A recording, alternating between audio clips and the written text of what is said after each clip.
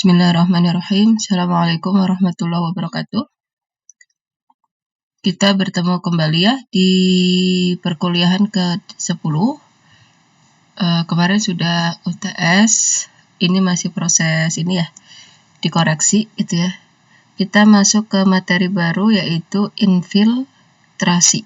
Ya. Infiltrasi ini pernah ya kita bahas di perkuliahan awal, merupakan bagian dari siklus hidrologi. Dia masih ingat gak infiltrasi itu yang mana gitu ya?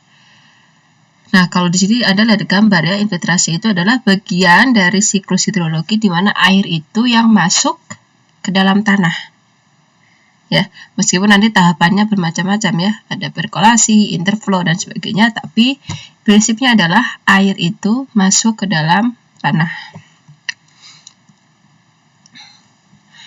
Oke, kita masuk ke pengertiannya dulu ya. Apa itu infiltrasi? Infiltrasi. Oh ya, selain di hidrologi mungkin pernah ya mendengar kata infiltrasi itu tidak cuma digunakan di mata kuliah ini ya, bahkan mungkin bahasa-bahasa umum pun pernah ya, infil. Intinya kan masuk sesuatu, ada yang masuk ya, cuma ya untuk mengingat, memudahkan Anda mengingat-ingat ya, seperti itu. Infiltrasi adalah proses masuknya air hujan ke dalam tanah gitu ya. Sebentar ya. Nah, saya bangun. Oke, kita lanjutkan, maaf ya. Seperti itu ya, berarti infiltrasi adalah proses masuknya air hujan atau apa namanya? Hujan lah ya. Apa sih namanya? Persipitasi ya. Ke dalam tanah. Karena kan kalau saat hujan air itu bermacam-macam ya. Kondisinya ada yang langsung ke sungai, ada juga yang mengalir di atas permukaan tanah, kita sebut sebagai runoff ya, atau aliran permukaan. Ada juga yang masuk ke dalam tanah. Yang masuk ke dalam tanah ini kita sebut sebagai infiltrasi. Nah, di infiltrasi itu juga ada ya, saat Anda kemarin UTS juga ya, yang menghitung neraca air. Salah satu yang mempengaruhi terkait neraca air itu adalah infiltrasi ya, dilambangkan dengan I. Nah, di sini intinya adalah di materi ini kita ingin tahu berapa sih nilai infiltrasi apabila terjadi suatu hujan gitu ya, atau peristiwa hujan ya. Atau infiltrasi dalam jangka waktu tertentu, tidak cuma di hujan ya, bahkan di suatu waduk misalkan, atau danau atau kolam gitu ya, itu juga kan pasti akan mengalami yang namanya infiltrasi. Apalagi kalau permukaannya terbuat dari tanah ya. Air hujan yang masuk ke dalam tanah masuk melalui proses infiltrasi. Kemudian masuk ke dalam lapisan tidak kenyang air, zone of aeration. Kemudian masuk, mengalir lagi ke arah lateral. Lateral itu artinya horizontal ya. Jadi kalau Anda lihat itu di sini. Nah, lateral itu yang horizontal. Karena ini air masuk. Arah lateral itu artinya adalah horizontal. Disebut sebagai aliran antara atau interflow. Nah, berarti air itu masuk ke dalam tanah, mengalir di dalam tanah secara horizontal, endingnya nanti air itu akan masuk ke sungai. Kemudian, selain secara horizontal, air juga akan mengalir secara vertikal ke bawah ya. Kita sebut sebagai perkolasi. Nah, kalau air yang ke bawah ini nanti akan menuju ke air tanah. Atau dia akan bergerak ke permukaan ya, naik ke atas. Terutama kalau misalkan ada akar ya, tanaman atau pohon kan, akar itu menyerap air ya. Itu akan ke atas, ke permukaan, kita sebut sebagai evapotranspirasi. Artinya dia ke atas melalui tanaman, seperti itu. Itulah disebut dengan infiltrasi ya, dan bagian-bagiannya. Nah, seperti ini ya, berarti infiltrasi itu yang ini I. Ini contoh ilustrasinya, siklus hidrologi hujan. Kemudian infiltrasi itu ini juga ya. Air hujan masuk dalam tanah infiltrasi, masuk ke dalam lagi, kita sebut sebagai perkolasi, masuk ke dalam lagi sampai kita sebut sebagai groundwater flow, aliran air tanah. Kalau interflow ini masuk keluar, masuk ke sungai, ada juga yang sampai ke dalam, maka kita sebut sebagai sumber mata air ya. Seperti ini misalkan, tersimpanlah dia di dalam tanah, kita sebut sebagai groundwater storage ya. Dan ini yang kita inginkan ya. Air itu jangan semuanya jadi aliran permukaan, yang mana justru itu merugikan manusia ya. Apalagi kalau dalam jumlah yang banyak ya, kita sebut sebagai banjir kan. Tapi sebaiknya sebisa mungkin air itu berbanyak yang masuk ke dalam tanah supaya apa? Disimpan. Sehingga saat musim kemarau kita punya persediaan air melalui air tanah. Kalau yang di rumah pakainya air sumur, artesis ya, itu air dari mana? Ya ini, saat hujan airnya itu disimpan di dalam tanah. Jadi makanya kenapa harus banyak menanam pohon ya? Kenapa tidak boleh ditebang pohonnya, penghijauan gitu ya? Karena salah satunya adalah untuk menyimpan air. Penyebab infiltrasi itu ada dua macam. Prinsipnya kan air itu bergerak ya. Nah, saat air bergerak ke dalam tanah, itu kan melalui pori-pori tanah atau void ya, itu dipengaruhi oleh dua hal, yaitu gaya gravitasi dan gaya kapiler. Nah, gravitasi itu maksudnya apa? Tadi kan dikatakan bahwasannya air itu ada yang masuk ke bawah kan, secara vertikal dan horizontal. Kalau secara vertikal, itu berarti dia dipengaruhi oleh gaya gravitasi. Kan kalau gravitasi intinya adalah dia selalu menuju ke tempat yang lebih rendah. Ya kan? Kita melempar barang, meskipun kita lempar ke atas ya nanti akan balik ke bawah. Ini dia akan mencari tempat yang lebih rendah. Oke? Air mengalir, sungai misalkan. Kenapa dia bisa mengalir? Karena dia dari tempat yang tinggi ke tempat yang rendah. Dan itu dipengaruhi oleh gravitasi. Kemudian gaya kapiler. Apa itu kapiler? Ini kaitannya dengan tadi arah aliran yang horizontal atau lateral. Yang mana kita sebut sebagai interflow, ya kan? Nah, ternyata air itu bisa mengalir secara horizontal. Ini dipengaruhi oleh adanya gaya kapiler. Apa itu gaya kapiler? Gaya kapiler itu adalah air itu sifatnya akan bergerak mencari tempat yang masih kering gitu ya. Jadi kalau air itu misalkan di tempatnya basah, maka dia akan mencari tempat manapun yang masih kering yang bisa dibasahi oleh air itu. Ya, makanya dia bisa bergerak ke segala arah. Kalau segala arah itu misalkan masih kering semua, ya pasti akan dialiri oleh air. Meskipun dia pada ketinggian yang sama, mungkin atau lebih tinggi sedikit, itu tetap akan bisa berjalan ya. Dengan catatan aliran airnya yang kecil ya, masih bukan air yang besar gitu ya. Selain itu, gaya kapiler bekerja itu lebih kuat pada tanah dengan lapisan halus. Misalkan pada lempung gitu ya. Pada tanah berbutir daripada tanah berbutir kasar kayak di pasir, agak susah ya. Jadi dia lebih cepat bergerak itu kapiler ini pada tanah-tanah yang berbutir halus. Lempung, lanau misalkan. Tapi kalau pada pasir batu dia agak susah ya. Yaitu kalau pada pasir batu itu lebih bekerjanya karena gravitasi ya. Karena pori-porinya kan besar, dia tidak bisa leluasa untuk mencari tempat-tempat yang kering. Itu terus kita akan mengenal nanti dua istilah di dalam materi ini. Nanti ada perhitungan, ada teori juga ya. Untuk perhitungan ini supaya agak rumit juga. Nanti kita targetkan 2 kali pertemuan lah ya untuk infiltrasi ini. Nanti kita akan mengenal istilah kapasitas infiltrasi. Apa itu kapasitas infiltrasi? Yaitu laju infiltrasi maksimum untuk suatu jenis tanah tertentu.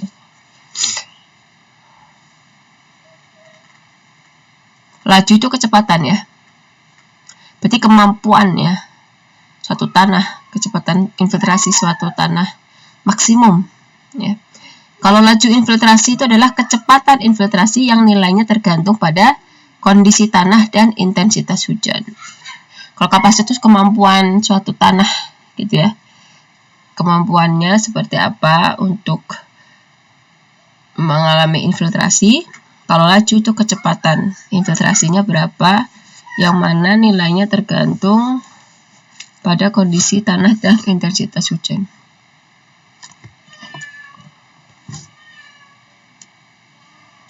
Nah, faktor-faktor yang mempengaruhi infiltrasi ada 7.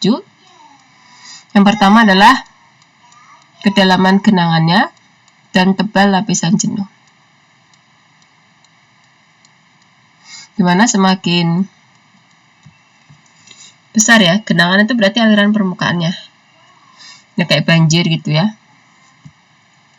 Jadi kalau misalkan dia genangannya besar, ya infiltrasinya juga berarti cukup lama gitu ya, karena kan kondisi tanahnya berarti udah jenuh air ya, maka dia akan masuk ke dalamnya agak lama sebenarnya.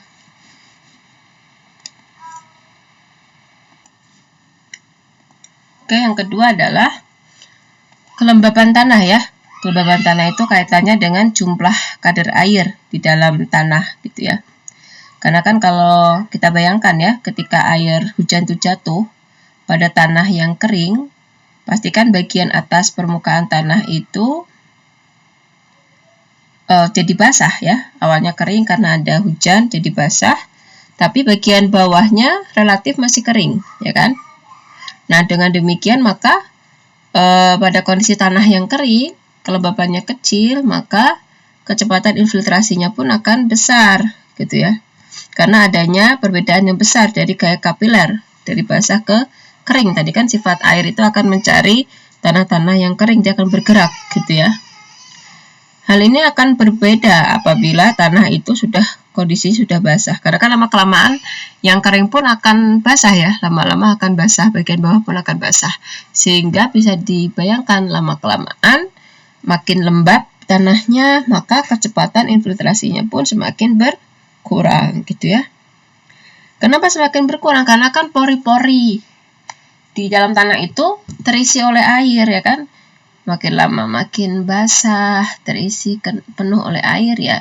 Akhirnya kecepatan infiltrasinya pun berkurang seperti itu. Pada periode awal hujan. Kemudian yang ketiga adalah pemambatan oleh hujan. Nah, ketika hujan jatuh di atas tanah, maka butir tanah itu mengalami pemadatan ya oleh butiran air hujan. Pemadatan ini mengurangi pori-pori tanah yang berbutir halus seperti lempung. Sehingga pori-pori tanah tadi semakin berkurang gitu ya. Maka kapasitas infiltrasinya pun semakin kecil ya. Ini terutama kalau pemambatan ini berpengaruh ya kalau untuk tanah-tanah berbutir halus ya kayak lempung, lanau. Tapi kalau untuk tanah berbutir kasar kayak pasir, pengaruhnya sangat kecil ya, karena kan memang dia udah padat gitu ya, udah butirannya udah besar kayak kerikil, pasir ya, dibandingkan sama lempung ya. Lempung kan awalnya dia lembut, kena air kan lama-lama menggumpal-gumpal pemadat seperti itu. Kemudian yang keempat, penyumbatan oleh butir halus. Saat tanah itu sangat kering, kita sering melihat permukaannya itu ada semacam butiran halus gitu ya. Kalau tanahnya itu kering kan, dibandingkan tanah yang lembek ya, yang basah gitu ya. Nah, ketika hujan turun dan infiltrasi itu terjadi, butiran halus tadi yang di atas tanah ketika kering itu akan terbawa masuk ke dalam tanah. Ya kan? Kan ada butiran-butiran halus, ketika hujan, maka dia akan ikut masuk ke dalam tanah, mengisi pori-pori, sehingga infiltrasi pun berkurang, karena pori-porinya diisi oleh butiran tanah tadi. Tersumbat lah ya, salurannya tersumbat. Jadi, semakin banyak butir halus ini justru semakin mengurangi infiltrasi. Kemudian yang kelima, tanaman penutup.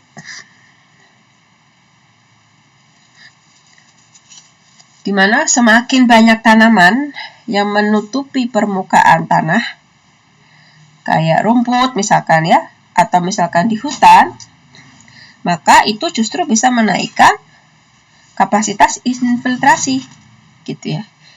Kenapa? Karena saat adanya tanaman penutup, maka air hujan itu tidak bisa memampatkan tanah. Tadi kan ada pemampatan ya, pemadatan oleh butiran air hujan, nggak bisa karena tertutup oleh tanaman tadi, gitu ya. Dan karena adanya tanaman itu akan terbentuk lapisan humus ya, dimana pernah dengar ya humus itu ya, mungkin di sekolah dulu ya, yang menjadi sarang atau tempat hidup serangga.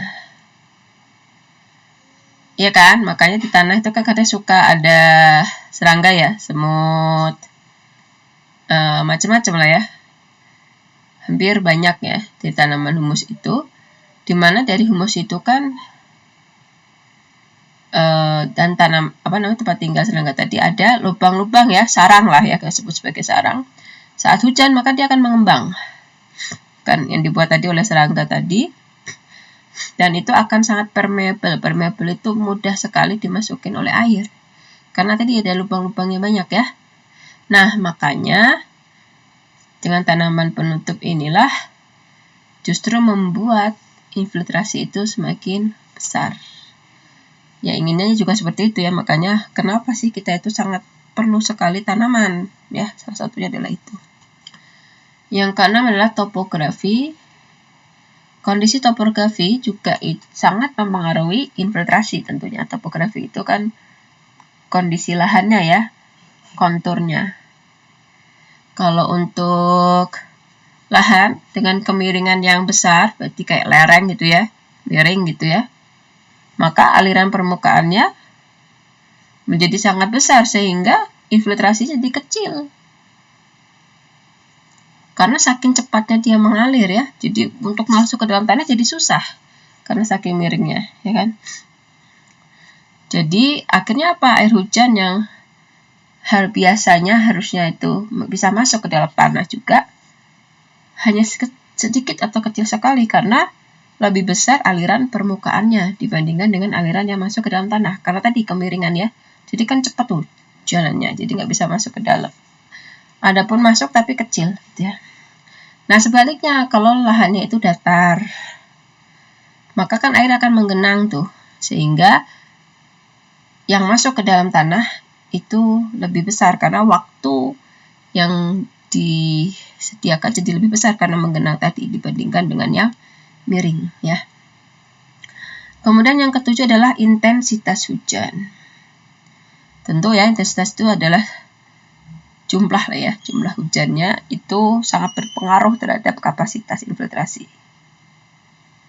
Karena jika intensitas hujan itu lebih kecil dari kapasitas, maka lajunya sama dengan intensitas ya, laju infiltrasinya. Tapi kalau intensitas hujannya itu lebih besar ya, intensitas hujannya itu lebih besar dari kapasitas infiltrasi, maka laju infiltrasi aktual sama dengan kapasitas infiltrasi. Jadi menyesuaikan ya, mana yang lebih besar gitu ya, seperti itu. Tadi ya, faktor-faktor yang mempengaruhi, berarti ada yang membuat infiltrasi jadi lama, ada juga yang membuat infiltrasi menjadi lebih cepat. Ya, kalau kita inginnya ya infiltrasinya jadi lebih lama ya. Maaf, lebih besar, bukan lebih lama dan cepat, lebih besar dan lebih kecil. Setelah itu kita masuk ke pengukuran infiltrasi ya. pengukuran. Karena sebelum kita mengolah data ya, menggunakan rumus-rumus, maka kita harus melakukan pengukuran secara praktikum lah ya, fisik dulu. Nah, untuk mengukur intensitas infiltrasi, laju infiltrasi, maka kita memerlukan datanya terlebih dahulu ya, dimana tentu ya infiltrasi itu bisa berubah-ubah sesuai dengan waktunya. Ada dua cara untuk mengukur laju infiltrasi pada suatu tempat. Yang pertama adalah kita melakukan pengukuran langsung di lapangan, berarti langsung menggunakan alat ya. Ada juga kita menggunakan data analisis atau kita sebut sebagai data hidrograf. Jadi data curah hujan. Biasanya ini Anda bisa minta ke BMKG gitu ya, atau Dinas Pertanian gitu ya. Jadi memang harus kolaborasi dengan bidang ilmu yang lain ya untuk materi ini gitu ya. Pengukuran di lapangan ada namanya single ring infiltrometer, kemudian double ring sama rainfall. Sebentar, saya cek dulu.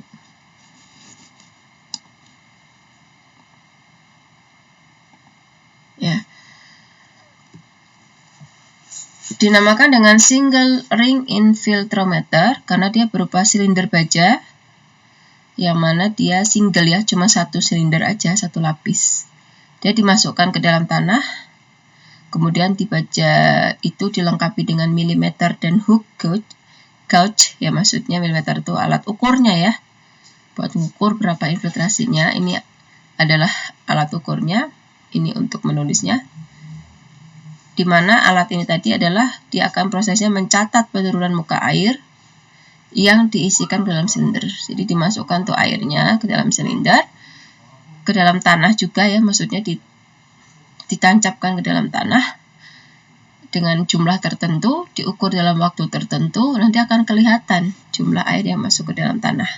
Prinsipnya adalah selisih air pertama kali dituangkan dengan jumlah air dalam jangka waktu tertentu. Jadi nanti kan kelihatan airnya pasti akan berkurang gitu kan ya.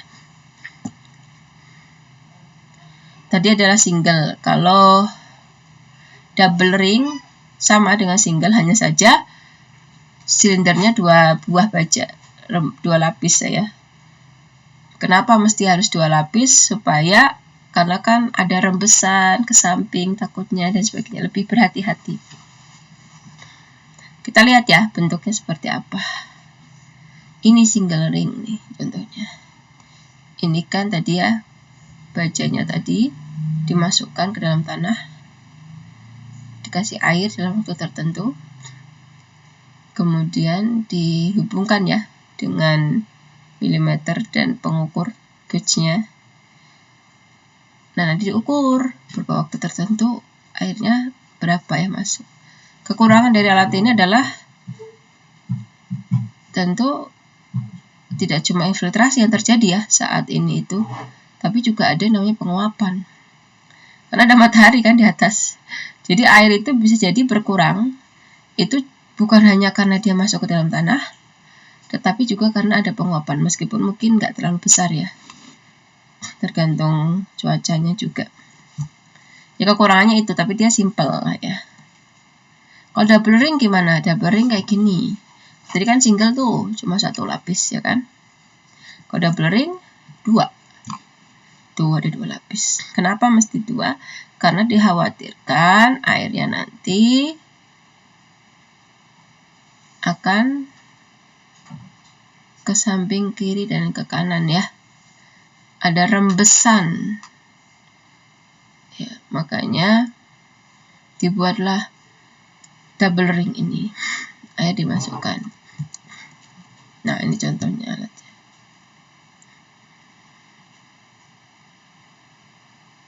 Ada alat ukurnya nanti ya untuk menghitung kehilangannya.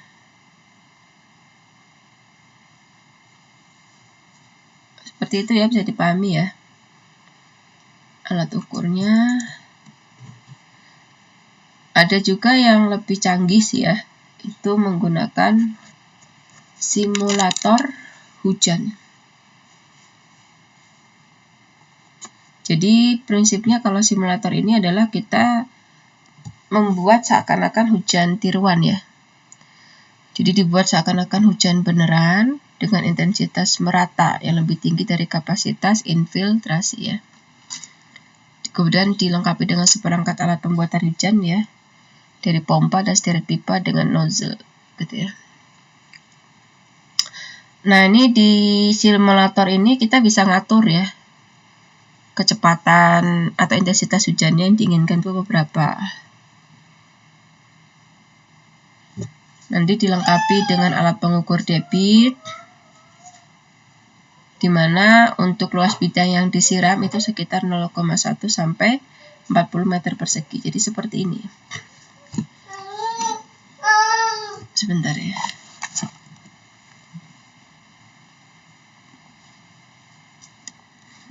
Nah, seperti itu ya simulator hujan. Tuh, kayak gini ya. Anda bisa cek di YouTube lah, banyak ya. Tuh, hujannya. Di tanah tertentu. Nanti ya tentu ada alat ukurnya ya. Kita bisa tahu berapakah jumlah air ya. Jadi ada ember penampungnya. Nanti kita akan ngecek jumlah air yang masuk ke dalam tanah. Itu yang di sini berarti. Bawah tanah.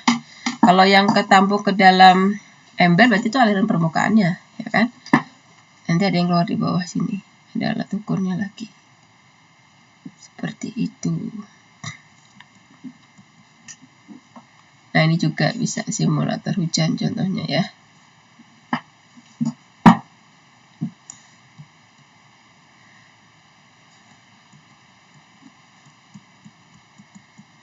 Rumus infiltrasi, kita menggunakan persamaan Horton, di mana laju infiltrasi sebagai fungsi dari waktu, Ft, infiltrasi ya, lajunya adalah Fc, infiltrasi konstan, ditambah Fo min Fc. Fo itu adalah laju infiltrasi saat pengukuran dikurangi laju infiltrasi konstannya dikali E pangkat min Kt. Nah, ini mah untuk ini ya, kalau menggunakan percobaan gitu ya.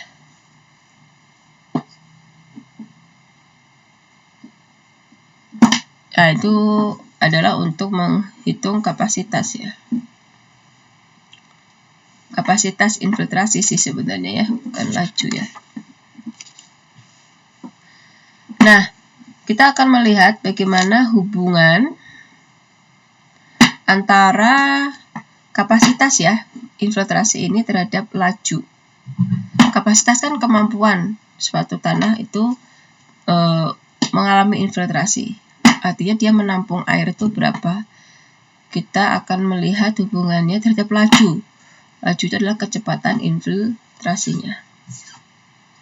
Di sini kita bisa lihat yang bawah ini adalah kapasitas ya. Yang bawah ini kapasitas, yang sebelah kanan. Saya edit dulu sebentar ya.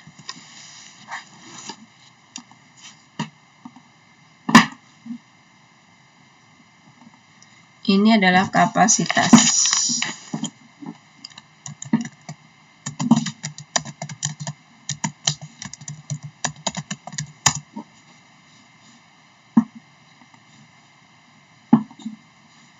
Ini adalah laju.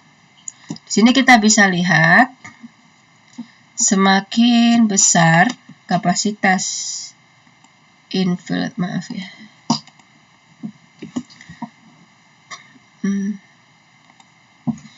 awal-awal semakin besar laju atau saat kapasitas ya. Kapasitasnya itu semakin lama makin besar, maka kecepatan infiltrasi semakin berkurang gitu ya. Nah, iya ya, karena kapasitasnya makin lama kan awalnya besar tuh, bukan besar, kemampuannya itu ya. Maka kan lajunya akan cepat. Semakin kapasitasnya itu terisi, terisi ya. Katanya dengan waktu, maka kan lajunya makin mengecil. Karena tanahnya makin lama terisi ya. Makin penuh, awalnya kosong, kering ya kan. Makin lama kan terisi sehingga kecepatannya makin mengecil. Itu ya. Prinsipnya seperti itu. Proses infiltrasi itu. Atau ini ya. Makin lama waktunya, karena kan tanahnya makin lama makin jenuh.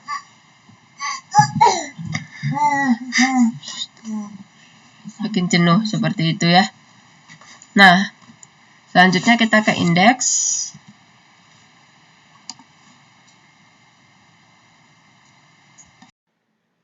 Ya, Assalamualaikum warahmatullahi wabarakatuh. Kita masuk ke indeks infiltrasi ya. Saya ulangi lagi. Apa itu indeks? Adalah laju rata kehilangan air, berarti rata-rata per waktu ya, per interval waktu itu karena infiltrasi. Sedemikian sehingga volume aliran permukaan merupakan volume air hujan. Berarti aliran permukaan itu adalah volume air hujan dikurangi dengan infiltrasi. Sehingga F itu adalah infiltrasi sama dengan hujan dikurangi aliran permukaan. Atau aliran permukaan sama dengan hujan dikurangi infiltrasi. Infiltrasi dilambangkan dengan F, hujan dilambangkan dengan P, aliran permukaan Q, T adalah waktu terjadinya hujan. Nah, ini contohnya adalah tentang hasil pengukuran hujan selama 6 jam ya. Sebentar. Di sini dari jam 0 sampai ke jam ke-6. Berarti intensitasnya adalah 0 ke 1, 1 ke 2. Berarti apa? Intervalnya adalah per 1 jam. 1 kurangi 0, 1. 2 kurangi 1, 1. Ya kan? Artinya intervalnya per 1 jam. 1 jam pertama intensitas hujannya adalah 0,5. Kemudian 1,5, 1,2, 0,3, 1, dan 0,5. Runoff-nya adalah 2 cm. Maksud 2 cm itu adalah ketinggian ya. Jadi kalau misalkan kita ukur hujan itu, kita tampung dalam suatu wadah, ketinggian limpasan, artinya hujan itu yang melimpas, yang mengalir di atas permukaan itu setinggi 2 cm. Kalau total hujannya berapa? Total hujannya adalah tinggal jumlahkan saja intensitas hujan itu. 0,5 ditambah 1,5 ditambah 1,2 ditambah 0,3 tambah 1 tambah 0,5 berapa? 5 ya? 3, ya 5 cm. Berarti kalau ditambung semua hujan itu total ketinggiannya 5 cm. 2 cm-nya menjadi aliran permukaan, yang ketiga masuk ke dalam tanah menjadi infiltrasi. Step selanjutnya adalah gambarkan terlebih dahulu ya. Cara menggambarkannya gimana? Plot dulu ya. 1, 2 itu artinya apa? Tadi kan saya katakan intervalnya per 1 jam. Berarti habis 1 berapa? Tambah 1, 2, 3, 4. Kalau ternyata nanti misalkan di soal intervalnya per 2 jam, berarti mulai dari 2. 2, 4, 6, kayak gitu. Per setengah jam berarti 0,5, 1, 1,5. Contohnya seperti itu ya. 0 sampai 1, 1 jam. Intervalnya berapa tadi? Maaf, intensitas hujannya 0,5. Berarti gambar dulu garis-garis horizontalnya 0,5. Letaknya berarti di sumbu Y-nya ya, 0,5. Kemudian jam kedua 1,5. Kemudian jam ketiga 1,2. Keempat 0,3. 1, 0,5. Baru setelah itu garis vertikalnya di garis-garis kayak gitu ya.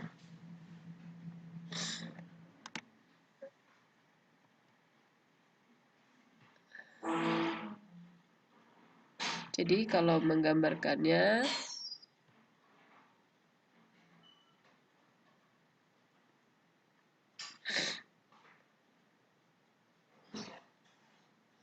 berarti gambar dulu ininya ya. Horizontal kan.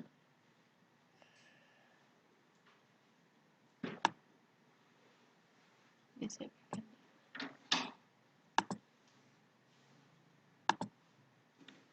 Kita kasih warna lain. Warna biru ya, biar beda. Kemudian 1,5 kita gambar lagi.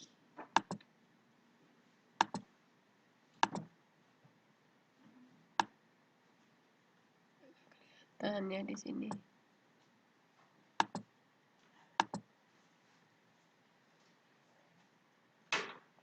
Kemudian 1,2 gambar dulu horizontalnya ya.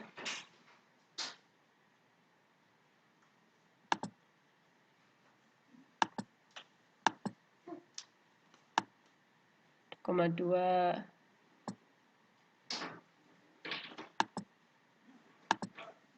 Ini saya nggak tepat 1,2 ya. Bisa Anda sesuaikan saja karena ini kan contoh aja. Kemudian 0,3.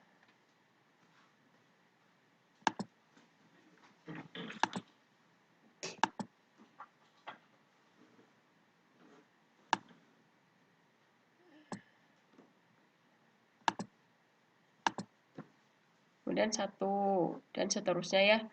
Terus gimana selanjutnya? Selanjutnya silahkan kita garis vertikalnya.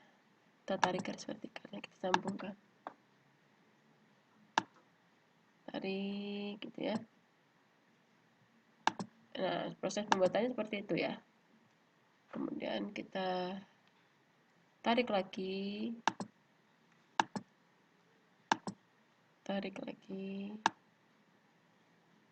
Nah. Tarik gitu ya, ke bawah dan seterusnya.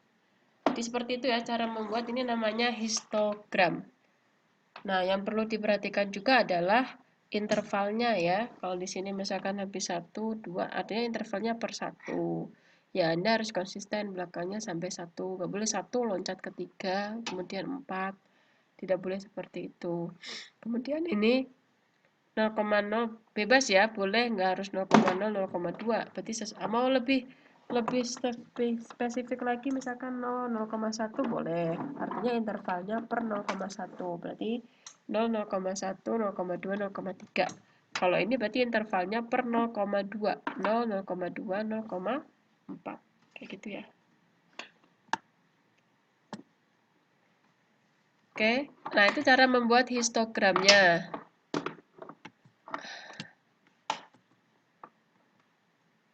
Sekarang kita akan mencari cara menghitung indeks infiltrasinya. Hujan totalnya adalah 5. Dapat 5 dari mana? 5 adalah penjumlahan dari 0,5. Oke, saya tuliskan di sini ya. B itu dapat dari mana? Dari 0,5 ditambah berapa aja tadi? 1,5, 1,2, 1,5 ditambah 1,2 ditambah 0,3, 1, 0,5 ditambah 0,3 ditambah 1 ditambah 0,5. Jadi totalnya adalah 5 cm. Artinya total kedalaman hujan itu adalah 5 cm. Sehingga kehilangan yang disebabkan oleh infiltrasi atau air yang masuk ke dalam tanah adalah, tadi rumusnya F sama dengan total hujan dikurangi dengan aliran permukaannya.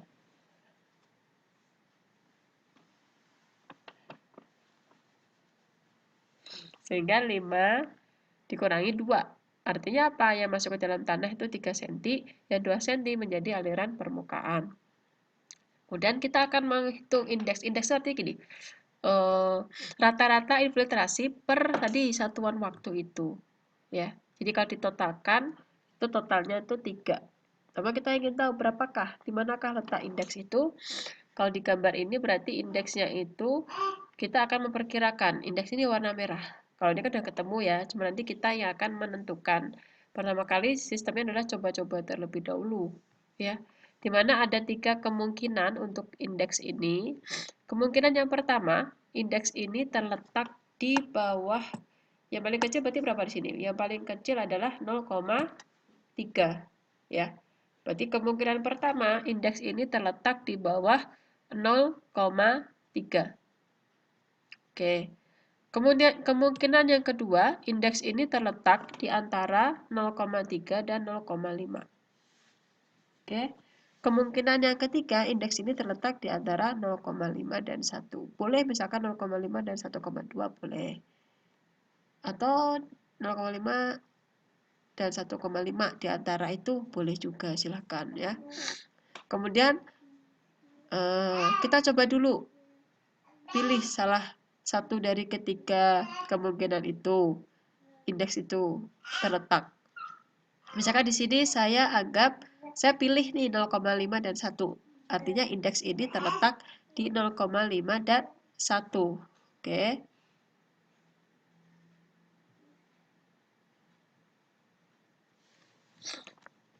Oke, kita lihat gambarnya ya.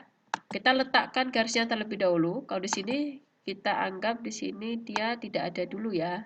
Kita belum tahu berapa nilainya. Kita anggap belum ada dulu.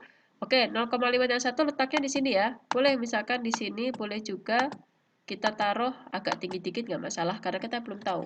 Makanya kita akan mencari tahu di manakah posisinya, apakah sesuai dengan yang kita perkirakan letaknya di antara 0,5 dan 1. 0,5 dan 1, oke. Garis ini berarti yang pertama rumusnya adalah hujan dikurangi dengan indeks.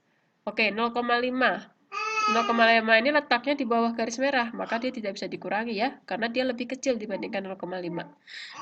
Oke, berarti nggak ada. Kita langsung skip 0,5 masuk ke 1,5. 1,5 ini kita kurangi. Kenapa 1,5 masuk? Karena 1,5 letaknya di atas 0,5. Sehingga 1,5 dikurangi indeks, ya kan? Ini kita itu yang bagian atas ini sebagai di atas garis merah itu adalah limpasan, di bawah garis merah ada infiltrasi. Kalau di total jadinya adalah hujan, ya kan? Infiltrasi dan limpasan artinya hujan. Gabungan hujannya. 1,5 dikurangi indeks, dikurung dulu, kalikan 1. 1 dapat dari mana? 1 itu adalah interval waktu pengukurannya. Tadi berberapa? Per 1 jam. Jadi kalau misalkan nanti di soal diketahui interval pengukurannya per 2 jam, maka di sini perkaliannya bukan kali 1 lagi ya, tapi kalikan 2. Misalkan ya. Ini berarti 1 itu adalah apa? 1 itu adalah interval waktunya per 1 jam. Kemudian kita lanjut, ditambah 1,2 letaknya di atas, kita masukkan 1,2 kurangi indeks. Ya, karena kan limpasan itu adalah hujan dikurangi infiltrasi, ya kan? Makanya 1,2 itu adalah tadi per waktu interval dikurangi indeks kali 1, ini kurang 1 ya. 1. Bentar ya, loading. Ditambah 0,3. 0,3 letaknya di bawah garis merah, maka tidak kita masukkan ya. Kita langsung skip 0,3 masuk ke 1. 1 dikurangi 0, dikurangi indeks, kalikan 1 lagi. 0,5 tidak kita masukkan. Kenapa? Karena dia letaknya di bawah garis merah. Sama dengan 2. 2 itu apa? 2 itu run off ya. Sehingga kalau kita hitung, begini prosesnya ya. Jika kita total jadinya bagaimana? 1,5 ditambah 1,2 ditambah 1 dikurangi indeks 3 indeks, ya kan? Min indeks, min indeks, min indeks. Jadi ada berapa? 3 indeks. Sama dengan 2. Sehingga kalau kita pindah ruas, 3,7 dikurangi 2 sama dengan 3 indeks.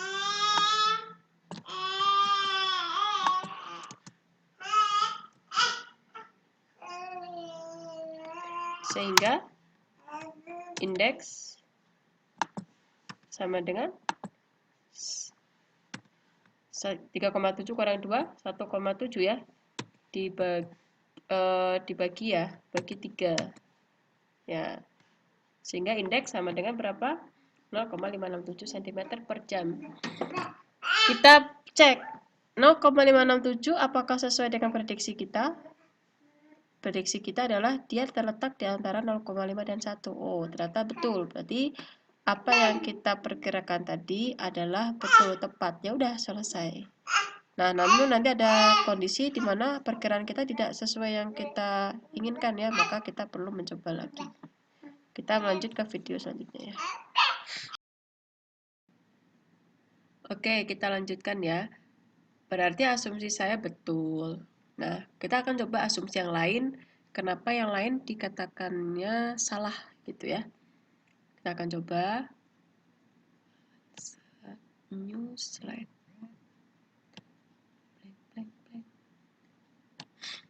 Oke, kita coba ya. Kita pakai ke asumsi yang apa ya? Kurang dari 0,3. Kita asumsi yang ini ya. Kita asumsi indeks infiltrasinya kurang dari 0,3. Kita asumsi. Berarti letak garisnya di mana? Di bawah 0,3. Kita buat coba garisnya. Maaf. Kita buat garis di bawah 0,3. Berarti kita mengasumsikan indeksnya itu di bawah 0,3. Di sini ya. Kita buat dia support line-nya putus-putus. Das. Oke. Oke, asumsi yang selanjutnya adalah indeksnya di bawah 0,3. Berarti kalau di bawah 0,3 semuanya terhitung ya. Berarti kita pakai ini aja tetap. Tinggal ditambahkan aja ya tadi.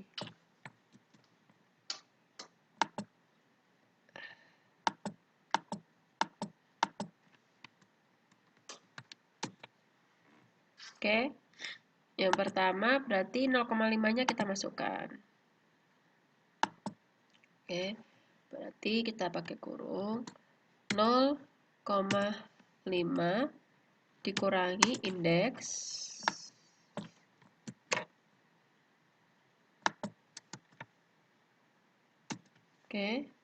kali 1 ya.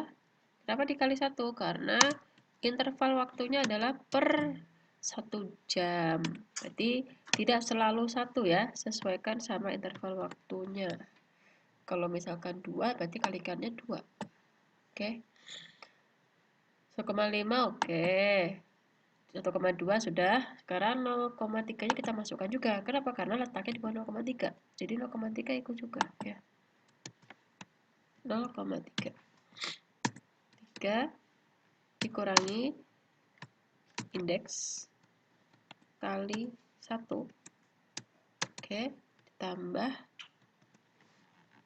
1 kita masukkan. Ya. Kemudian 0,5 kita masukkan juga. Kenapa? Karena letaknya di bawah 0,3. Jadi 0,5 kan di atas garis. Sehingga kita harus masukkan.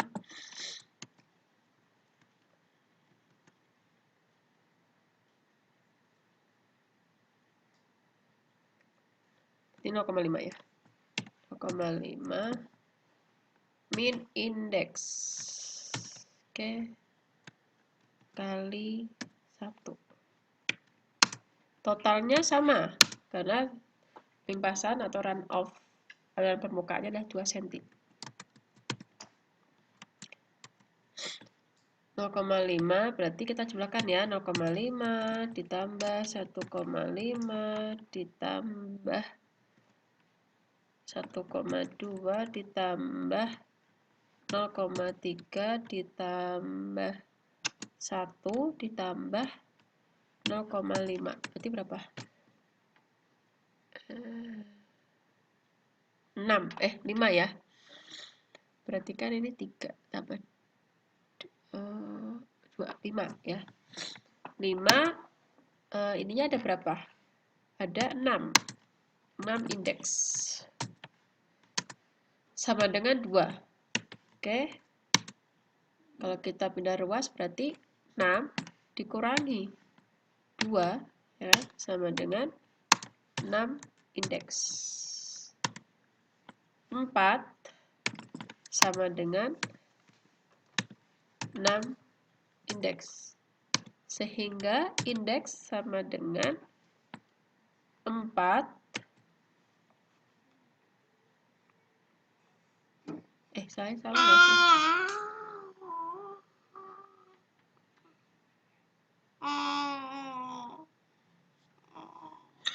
Dibagi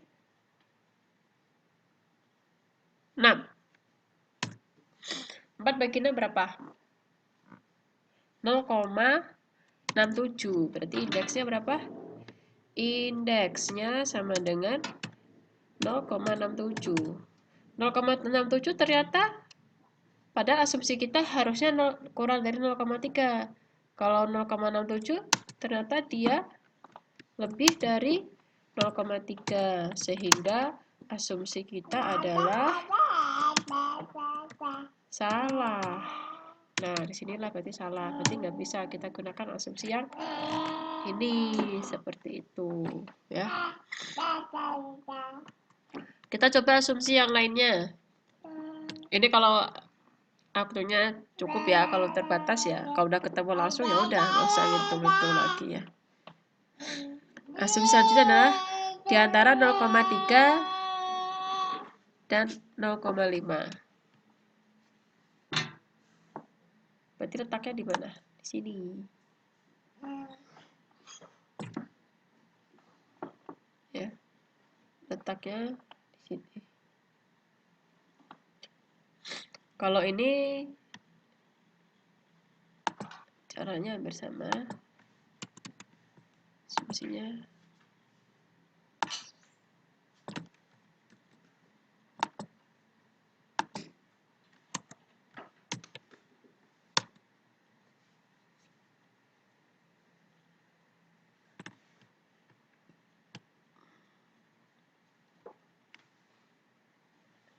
kembalikan dan 0,5. Kira-kira hampir sama, cuma ada yang kita bedakan dikit. Prosesnya sama ya, 0,5. Cuma ada satu yang tidak bisa kita masukkan, yaitu di 0,3. Karena garis biru ini di atas 0,3. Berarti ini kita hapus.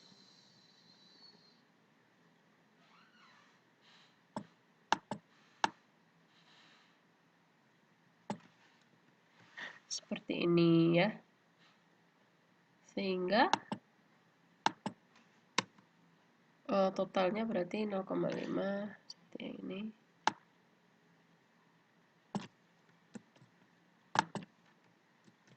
Nah, ketika kita hapus sama dengan min 6 ya. Min 5. 5 aja.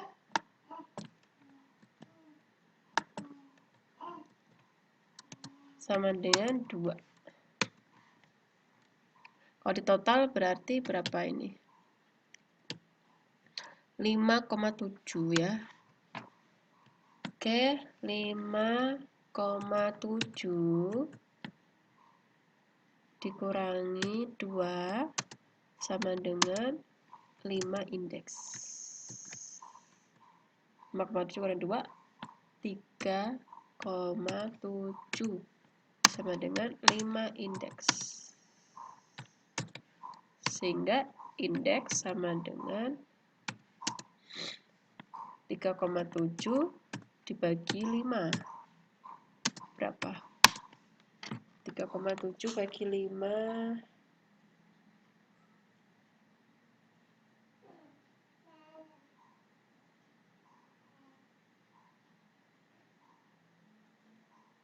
,74.